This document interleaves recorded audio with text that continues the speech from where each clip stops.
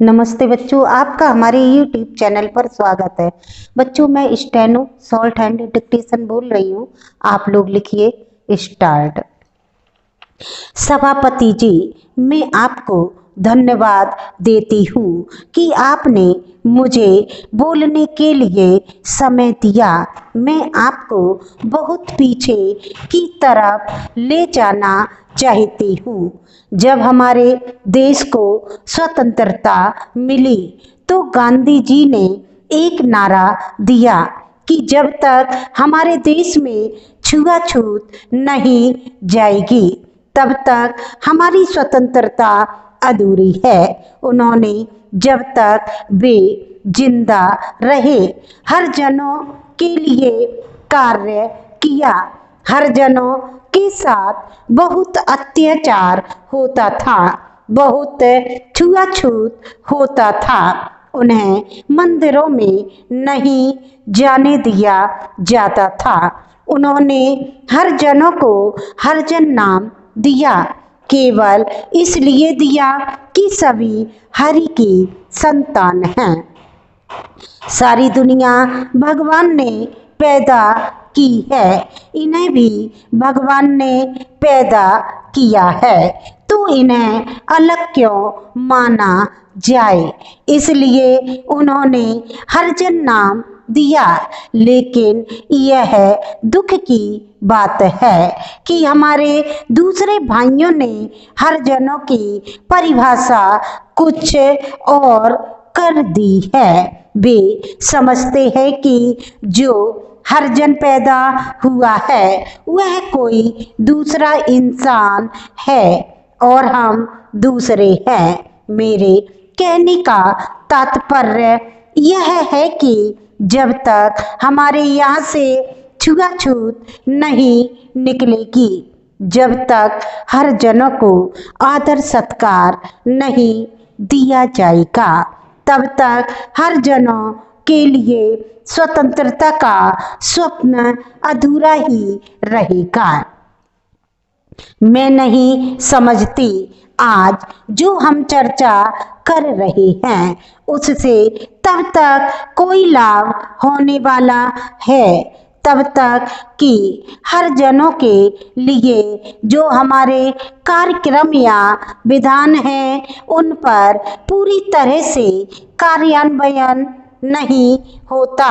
उस पर कार्यान्वयन करना बहुत आवश्यक है। लोग कहते हैं कि हमारे साथ अन्याय हो रहा है। आपके सामने अभी माननीय सदस्यगण बोले। उन्होंने बताया कि जहानाबाद में हर जनों के साथ यह हुआ। बिहार में और भी बहुत सी जगह हत्याएं हुई। सब जगह यह चला है। ऐसा क्यों हो रहा है? हरिजन होना, आदिवासी होना कोई गुनाह तो नहीं है। क्या वे हरिजन होकर, आदिवासी होकर हमारे समाज में सम्मिलित नहीं हो सकते? जब कभी कोई चुनाव होता है तो सभी लोग मानते हैं कि वे भी वोट देने के हकदार हैं। सभी लोग मानते हैं कि हर जनों के इतने वोट हैं, उनका वोट सभी प्राप्त करना चाहते हैं। लेकिन जब उन्हें मान और सम्मान देने की आवश्यकता होती है तो उन्हें पीछे धकेल दिया जाता है। आप देखिए कि दिल्ली और बड़े बड़े शहरों में कितने तरह के पब्लिक स्कूल हैं।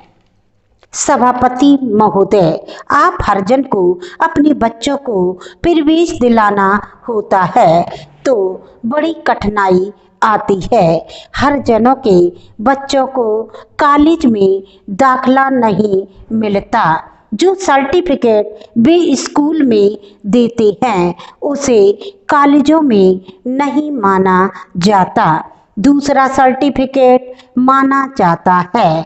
फोटो स्टेट कॉपी कराना पड़ता है तब जाकर दाखला मिलता है। सरकारी स्कूल कम होने के कारण से कई बच्चे रह भी जाते हैं।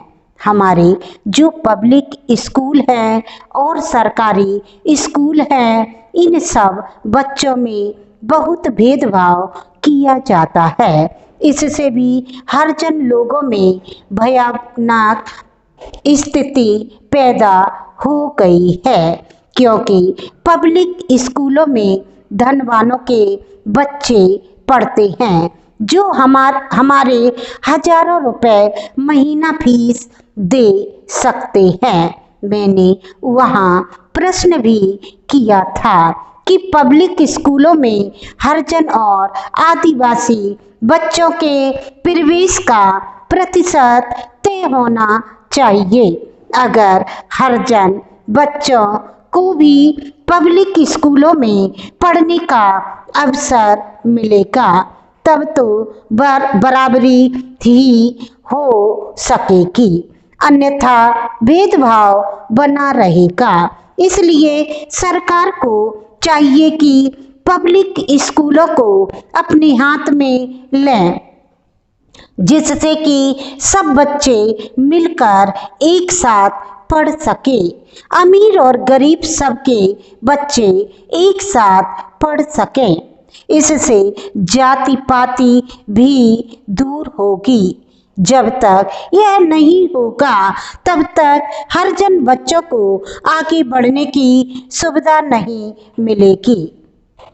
गांवों में देख लीजिए कि बच्चे स्कूल जाते हैं, टेलीविजन में दिखाते हैं कि एक तरफ बड़े घरों के बच्चे बैठते हैं, दूसरी तरफ हरिजनों के बच्चे बैठते हैं। क्या हरिजन बच्चों के आँख, नाक, कान और दिमाग नहीं होते, या उन्हें भगवान द्वारा अन्य मनुष्यों जैसा रंग रूप नहीं दिया गया है, जिसकी वजह से उनसे घृणा करते हैं? हमारे देश को स्वतंत्र हुए 55 वर्ष हो गए, लेकिन आज भी यही चल रहा है कि हरिजन तो हरिजन ही है। हत्याएं जो हो रही हैं, उनको कैसे रोका जाए, यह बहुत ही गंभीर मामला है। कई लोगों को जिंदा जला दिया और बहुतों को मारकर नदी में फेंक दिया। इसके लिए कौन जिम्मेदार है? क्यों नहीं इसको रोकने के लिए कठोर कदम उठाए जाते?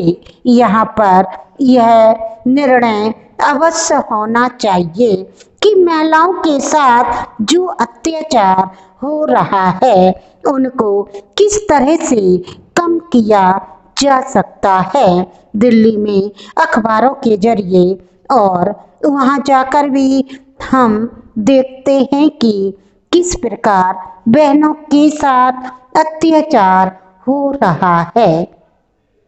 आपको डिक्टेशन अच्छी लगी तो आप सब्सक्राइब करें, लाइक करें, कमेंट करें। That's all.